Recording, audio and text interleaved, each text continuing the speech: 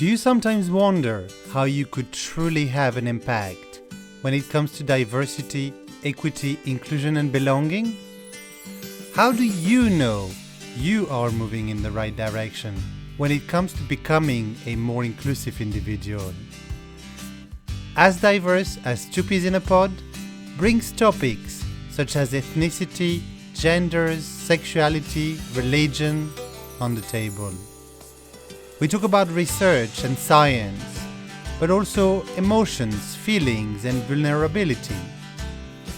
We discuss allyship, advocacy, privilege, but most importantly, we talk action. Because without action, we stay still.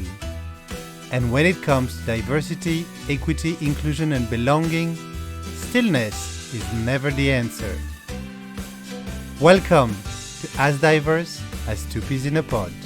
In this episode, I have the pleasure to welcome Killeen, an award-winning professional author, a freelance writer and editor, and an in-house marketer. Her writing has been published widely in places like Shameless magazine and The Financial Diet. She's released 2 collections of poetry, Tulips in 2016 and 2018, and Using a Spoon as a Knife in 2020 with Grey Borders Books.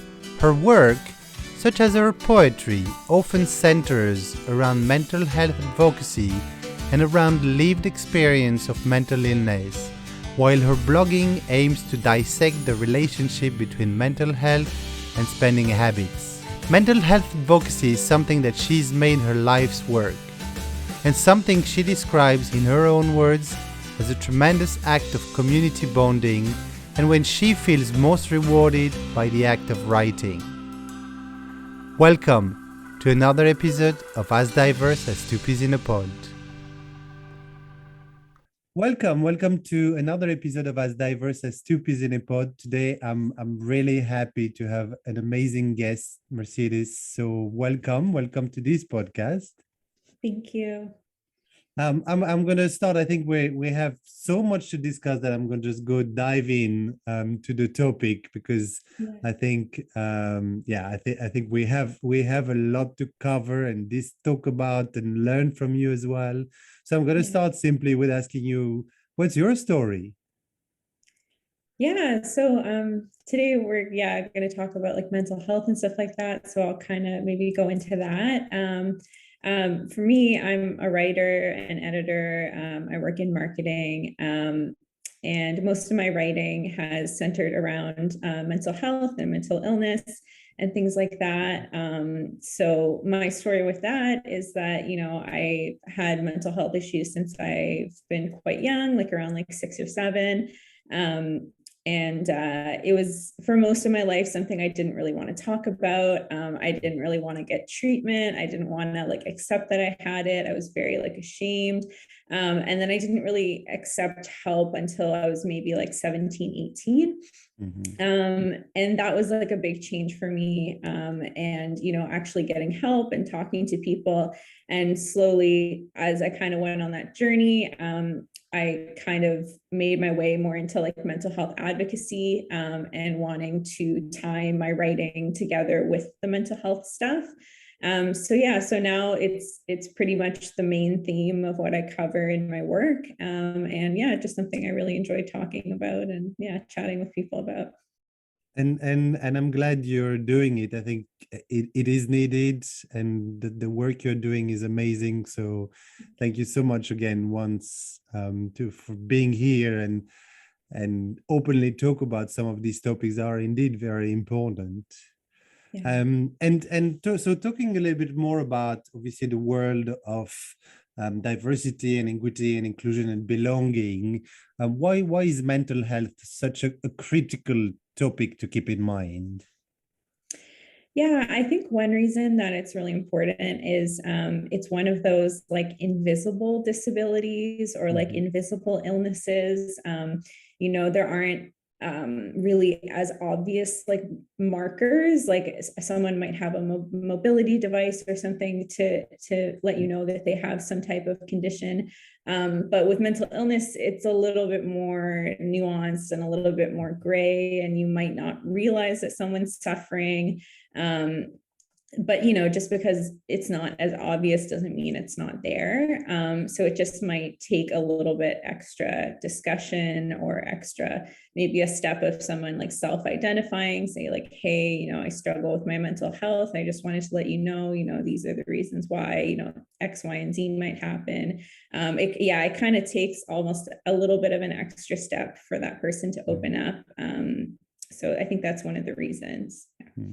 And I think you're making a very good point here as well. And when we look at it in how inclusive we are of people around us, who may have mental health issues or problems or challenges, it is harder to find or to see it, as you said. But you mentioned a little bit as part of your journey as well, that journey from kind of shame to acceptance, which obviously I imagine, and we'll talk more about, that has a huge impact as well in the way you live your life, which means also an impact in how you belong to the rest of the group, the people around you, whether it's your friends or at work and so on. For sure. Yeah, definitely. Yeah. And just to understand a little bit more as well in terms of kind of the reality out there, what's really being done about it at the moment? I know we hear more and more about it, but I was wondering, how far are we from really be doing something that is valuable to being just at the beginning a little bit and really opening up the topic? Yeah, I'd say it probably depends where you are in the world. I'd say like maybe different places are in different stages. I can pretty much only speak about like Canada. That's the only place that I've lived. I'd say there has been like some strides made in recent years. There are more and more discussions of mental health coming up. For example, we have something here called like Bell Let's Talk Day, where there's like this like annual like kind of really like massive conversation about mental health every year. One thing I would say is that in those types of initiatives, there is usually a focus on more like acceptable or palatable forms of mental illness. So you might hear a lot about depression, you might hear a lot about anxiety, which is great. Those are important topics as well. But then some maybe less palatable or less acceptable forms of mental illness like schizophrenia or bipolar disorder or maybe borderline personality disorder are sometimes left out of that conversation. So I'd say there's been strides, but there's still a ways to go. Yeah. And and I guess you're right. It's like any topic around diversity, equity, inclusion, and belonging. There is some steps that are being made, but we definitely have a long way to go and still a lot more to work on. And it's interesting. I think you and I discussed a little bit about it, and I shared with you. One of my aunts actually had mental health issues, and it was interesting. Actually, it's interesting what you're saying, and now looking back, how very little indeed we were talking about it. And even when I talk about it with my mom or my other aunt who've been supporting this aunt throughout her life, even for them it was difficult to understand at the time, and they were very close to the challenges. They were talking with the doctors that were treating my aunt, and even I think even doctors at the time actually were not necessarily fully understanding or realizing what could really be behind or able to fully diagnose these issues. And we're not talking about 100 years ago, we're talking about 20 years ago maybe. So it's interesting to see indeed how it has changed, but as you said, I imagine there's much more to do still. For sure. Yeah, absolutely. And so going a little bit more into your experience and your journey, what are some of the things that you've learned yourself that others could benefit who are also going through their own journey and may have similar challenges? Yeah, I'd say one thing in my experience, and I think a lot of people can relate, is that living with mental illness can often feel like quite isolating. You might kind of feel like you're the only person going through it, even though that's not true.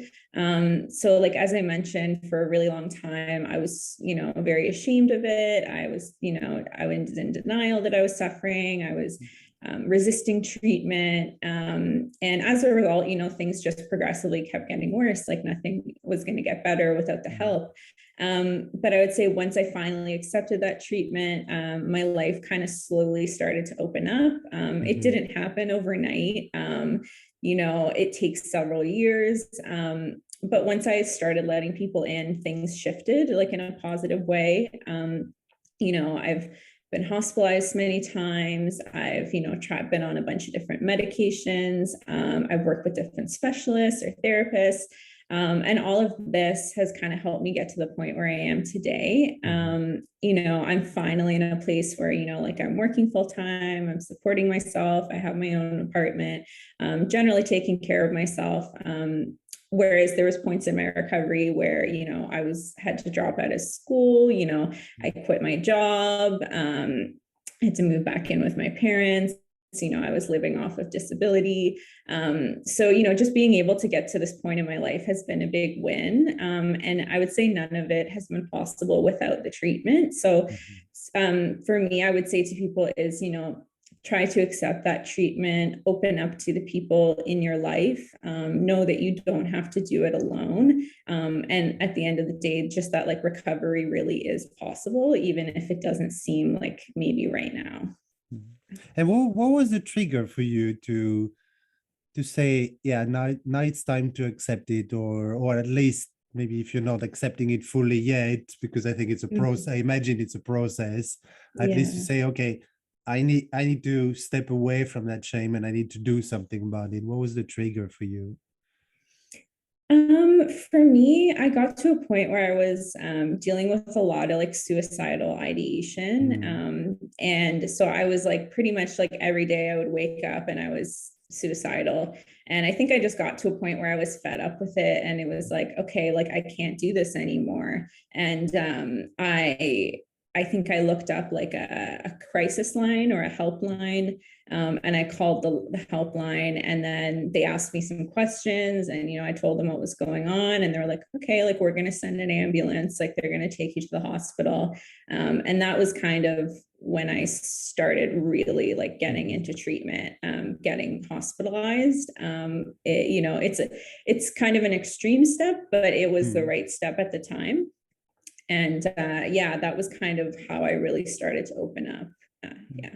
And so thinking about the people around you, or the people around people with mental health challenges, as you mentioned, you said it was a bit of an extreme maybe. How can we support people in that situation so it doesn't go maybe into that extreme? Because I imagine, unfortunately, there are times as well when that extreme becomes tragic event as well. So you want to avoid that as much as possible. I think you've been in a lucky place where you said, okay, it's time to do something, but not everybody might be as strong mentally to do that. So how can we support people to slowly help them get into that acceptance? It's very tricky because with mental health, the person that's suffering at the end of the day has to accept or want that help. But there's a lot that the people in their life can do. But yeah, at the end of the day, the person needs to accept the help for that to change. But number one is try to be understanding if that person withdraws from you, because mental illness, as I mentioned, can be very isolating. So don't be surprised if that person maybe stopped returning your calls or they stopped returning your texts. Number two, try to reach out when you can. You may need to be the one that's initiating contact for a while. It doesn't have to, you don't necessarily want to overwhelm them, but just a simple, hey, I was thinking about you. let me know if you ever want to Mm-hmm. catch up, just something basic. Number three, I would say if the person lets you, try to be a part of their treatment. So offer to make the phone call to book an appointment for them, offer to give them a ride to their appointments. If they end up going to the hospital, like go to visit them, Mm-hmm. and just kind of be there in whatever way that they're comfortable with. And also, the last thing I would say is remember that treatment takes time. Mm-hmm. Once the person hopefully does accept some help, there are going to be a lot of ups and a lot of downs on the Mm-hmm. path to recovery. They might still withdraw from you. Maybe they might even get irritable or angry at times. Maybe they might not act like themselves. At the end of the day, like just try not to take those things personally, because they really aren't about you. And just be there, like I said, in the ways that they feel comfortable with. You want to kind of strike a balance between reaching out to them but also not overwhelming, so it Yeah. can be like a little tricky, but trying to find that balance. Yeah. And Yeah. you made some great points. So you share four different things here, which I think were really really helpful. I think so. Thank you for sharing that. And somehow what I heard, maybe as my own summary of some of the things you said, is two things. Is one is patience, Yeah. patience to for them to go into that process to say, yeah, I'm happy to go with it, but also once they've started that journey of recovery and going back onto the path that works for them, being patient Yeah. that things are not going to change from one day to another, and that's Yeah. okay. And the Yeah. second thing I heard, which I think I'm very grateful you shared that, because that's something that is very close to my heart and when it comes to coaching, and is that presence, but not just Mm, that physical presence to be there and visit, but that presence of holding the space for them, yeah. for when they're ready, reaching out and be there for the person, but at their own pace again, Yeah. and that presence that makes them feel safe, rather Yes.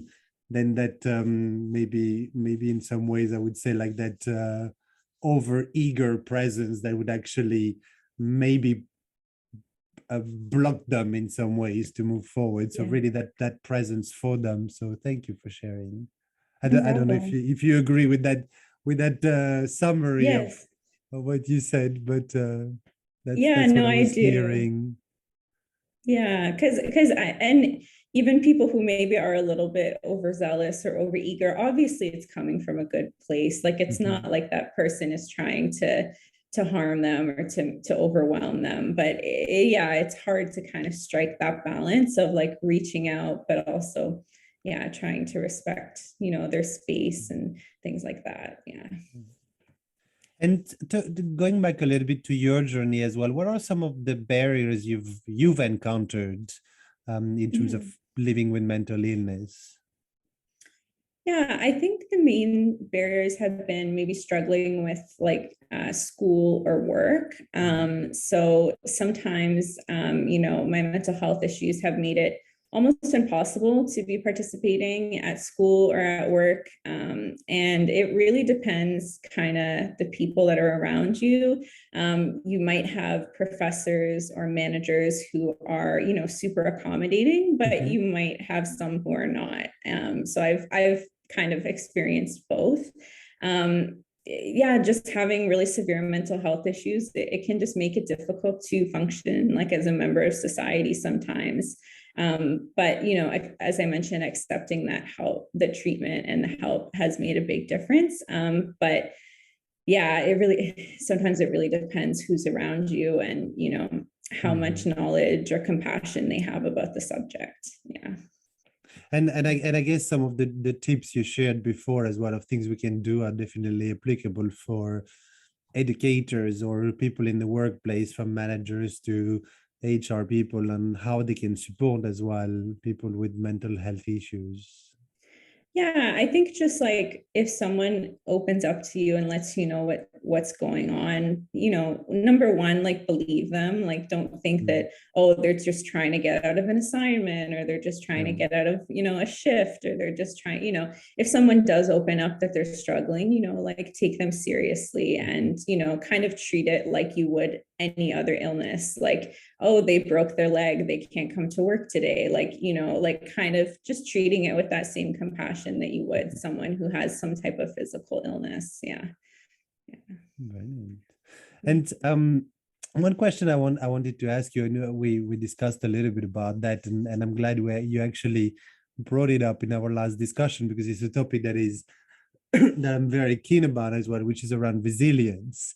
Yes. How does resilience play into that mental health recovery?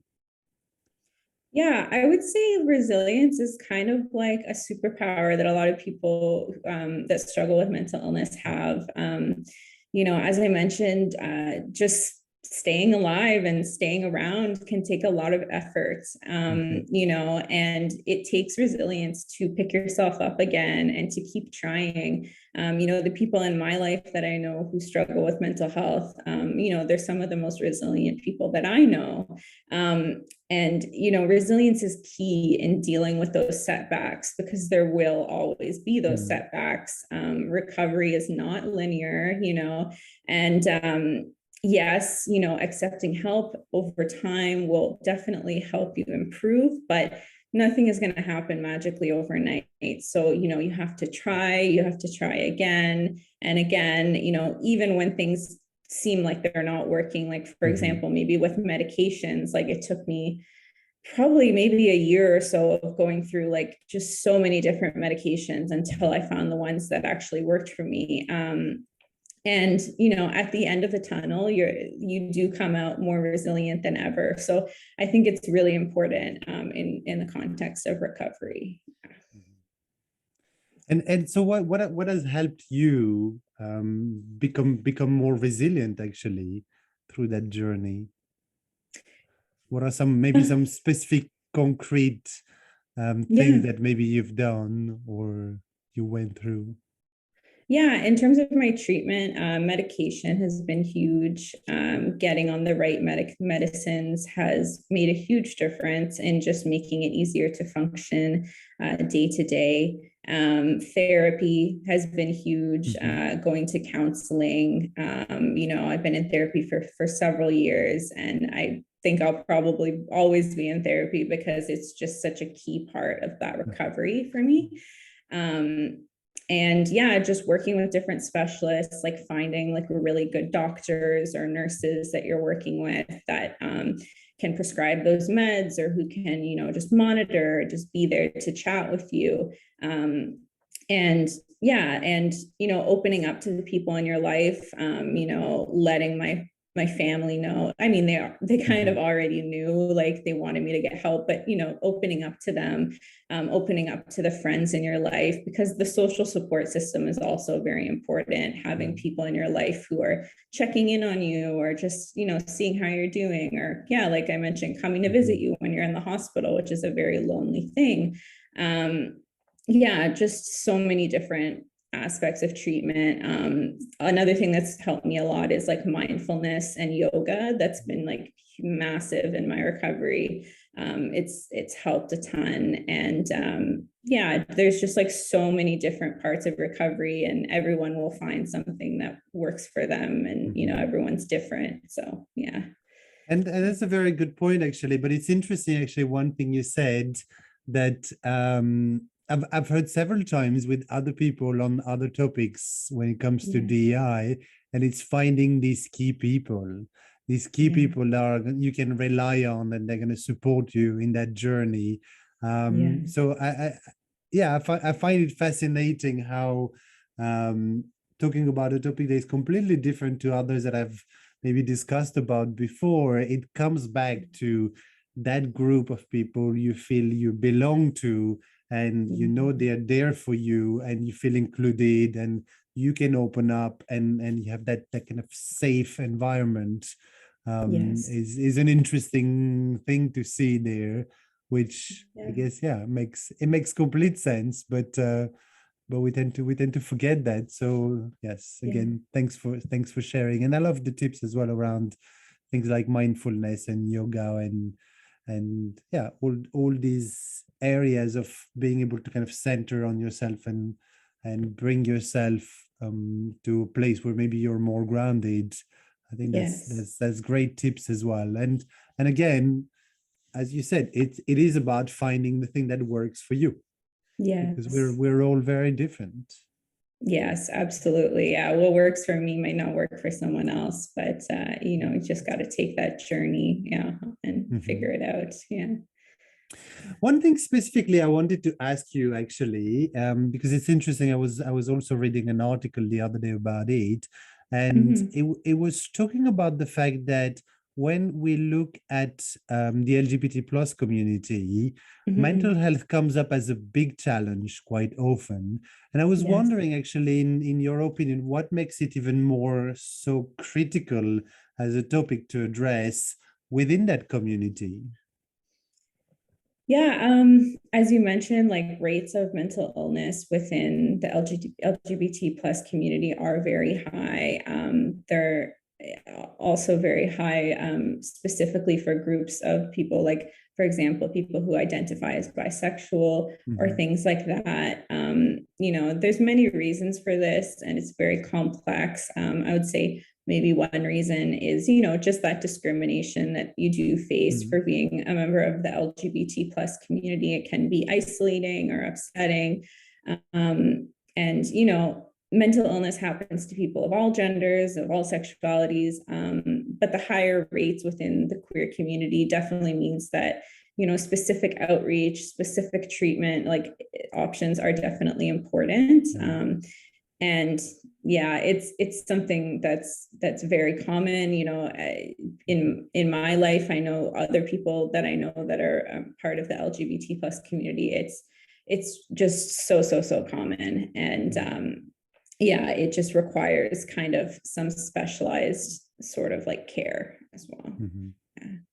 Well, thank you for sharing that. I think it's an interesting point, and I want to dig deeper into it myself and read a bit more. But I think it's interesting. You sometimes you forget about that, the intersection between different areas and yeah, areas of your life, and how actually they do have an impact on each other, and can obviously make things worse, as they could make, I guess, things better as well. But Yeah. thinking about it as a bit more holistically as well, I think sometimes is important to not just look at it as in silos. And as you said, I mean, mental health is going to impact any kind of people, Right.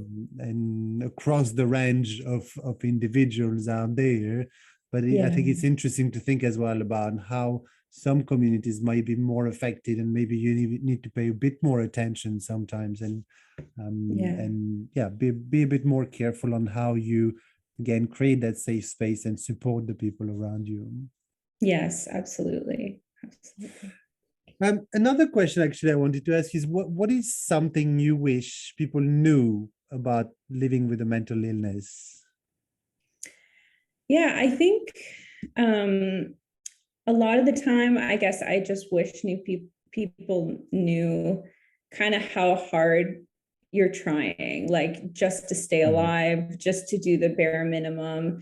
Like I mentioned, my mental health issues have, resulted in a lot of like me being suicidal in the past. So, just sticking around like has been a struggle. I would want people to understand like just how much effort it takes to do even the smallest of things, like getting out of bed, feeding yourself, showering, brushing your teeth.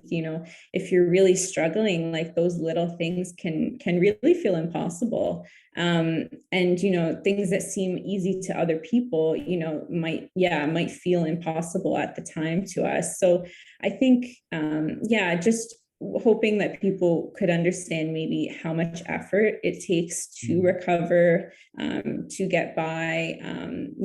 Like I have experienced people telling me, that maybe I'm not trying hard enough or that I don't want to get better, when in reality, I'm trying very hard, so I think that's one thing that I would maybe want some people to understand. Yeah. Oh, and I'm so glad you shared that actually, because it is interesting when you were describing about some of the challenges, those daily challenges you were talking about. Indeed, I think the first thing I would hear from people when they see that is the maybe the word giving up, Mm, and that feeling that indeed the person is giving up. What actually I love how you phrased it. It's not about that. It's about actually fighting yeah. day in day out to get out of it, Yeah. but it's hard.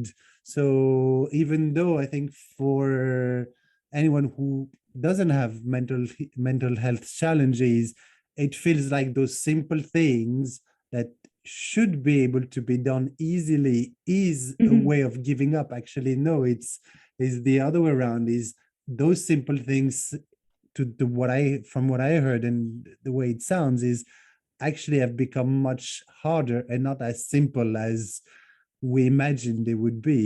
So Yes. I'm very glad you shared that, because I think it gives me a very different way to look at it and think about it as, okay, it might be simple for me, but actually let's Right. remember that that doesn't mean it is a simple task. Yes, absolutely. Yeah. Yeah. Well, thank you so much. No problem. Well, I'm so happy with that. We had that conversation. I do have a last question actually, Yeah.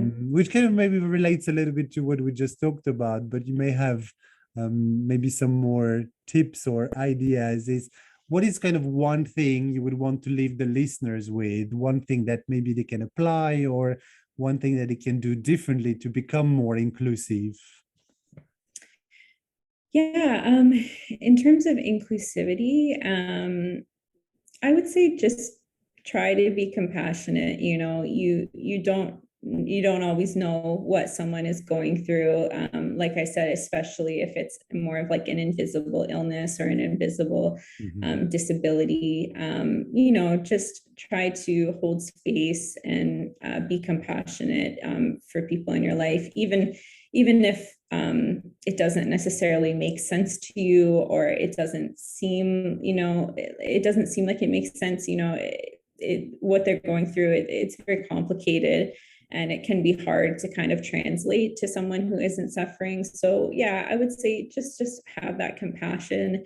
And yeah, like we talked about, if there are people in your life that are struggling, try to strike that balance of reaching out while, not overwhelming. And yeah, just at the end of the day, having that compassion. And then the last thing I would say, if you are the one who are struggling, if you are the one who, maybe feels isolated or like things aren't going to get better, just know that, recovery is possible, and it will take time and it will take effort, but it really, really is possible. Because if you had told me that I would be in the place I am now, if you would have told that to me when I was that like 17-year-old, I probably wouldn't have believed you.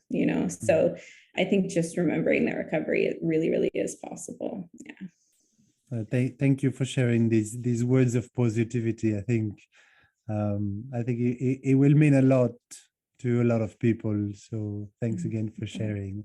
No My very problem. my very last question would be, if anyone wants to reach out to you, might be people who are going through a similar journey as yours and they want to learn more about you, or people who are not going through that journey but still want to learn more about the work you're doing and how they can support people around them. What's the best way for them to reach out to you? For me, you can find pretty much everything about me at my website. It's mercedeskilleen.com. So Mercedes and then KILLEEN.com. It has kind of info on, my freelancing work, but also my mental health advocacy. You can find links to my books.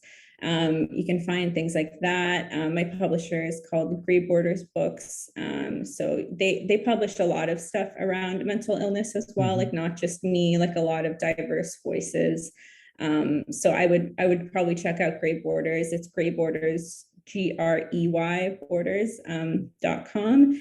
And yeah, other than that, your local mental health agencies and things like that could definitely have a lot of info as well. Yeah. Brilliant. Well, thank you so much for sharing that. I'll put everything in the notes of the podcast as well, so people Yeah. can reach out to you. Mercedes, thank you so much again to be part of this journey as well, and to sharing yours. I'm Yeah. very grateful to have spent the last 40 minutes with you. So thanks again. And Yeah. and I hope we'll continue seeing all the amazing work you're doing. So thank you so much. Thank you for having me. Yeah. Thank you so much for listening. If you enjoyed this episode and you'd like to help support the podcast, please share it with others, post about it on social media, or leave a rating and review. We'd love to hear from you. To catch all the latest from us, you can follow us on Instagram, Facebook, or YouTube at As Diverse as Two Peas in a Pod. Thanks again, and I'll see you next time.